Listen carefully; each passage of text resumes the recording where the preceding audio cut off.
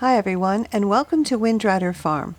In today's video we're inside one of our greenhouses where I'd like to show you a few of the different planting methods we're using to produce the maximum amount of food that's possible in this 12 by 16 foot space. In this video I'll be showing you how we used relay cropping, intercropping, and succession cropping to grow in this greenhouse, and show you how we've been doing this over the span of 2 months.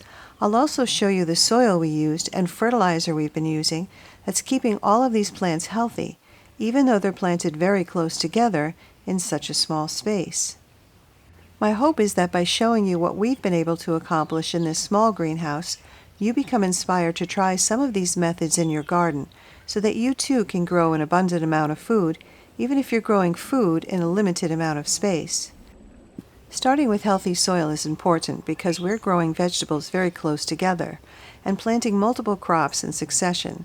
We had to make sure our soil could provide most of what our plants would need. The soil we're using in these beds may surprise you.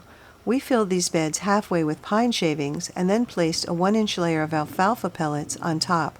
We then filled them the rest of the way with a high-quality organic compost. The soil is so rich that we have mycelium in our beds producing 3 different types of mushrooms. The presence of mushrooms in soil is a strong indicator that your soil is healthy. Our abundance experiment started in early May. This 12 by 16 foot greenhouse is used to grow tomatoes, but early in the season, when it was too cold to plant tomatoes, we would just use it to store our bags of soil.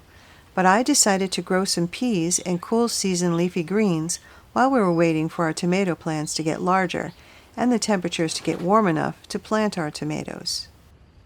After we planted our greens, I noticed we had some volunteer pole bean plants growing in our raised beds. Volunteer plants are plants that grow from seeds that drop into the soil in one season and overwinter and sprout and grow in the next season. Shortly thereafter, we also started to notice some volunteer tomato plants were popping up. The presence of these volunteer plants gave us the idea to become more intentional and start using a cropping method known as relay cropping. Relay cropping is when you plant a second crop into an existing crop so it's able to start maturing before the first crop is done. This allows you to maximize the amount of food you can grow in your raised beds or in the ground. It's also very beneficial to the vegetables you're growing. In these beds, the greens kept the soil moist for the tomato plants, and the tomato plants shaded the greens as they grew, allowing us to continue to harvest our fresh cool season crops. We did allow some of our first crops to flower after we had harvested all we needed. Allowing them to flower brought beneficial insects and pollinators into the greenhouse. We found that all this plant diversity created the perfect growing conditions for abundant and healthy growth.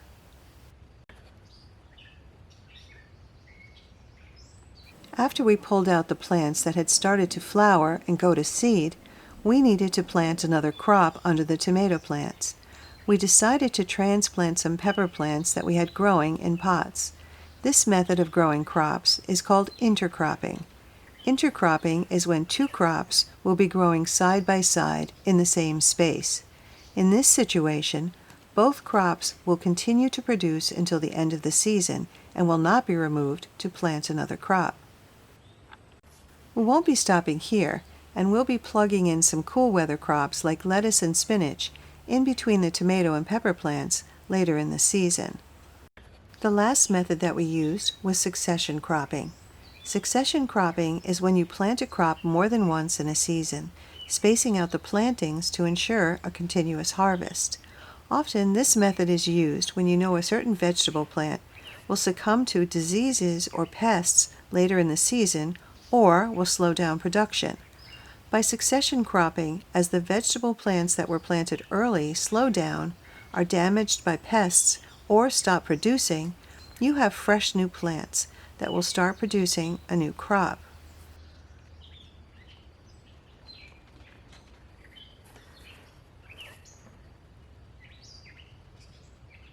Just a quick word on what we've used to fertilize these plants. When the beds were filled with just greens, we used no fertilizer as there's enough fertility in these beds to provide what they need. But as soon as we added the tomato plants, we started to use Espoma Tomato-Tone.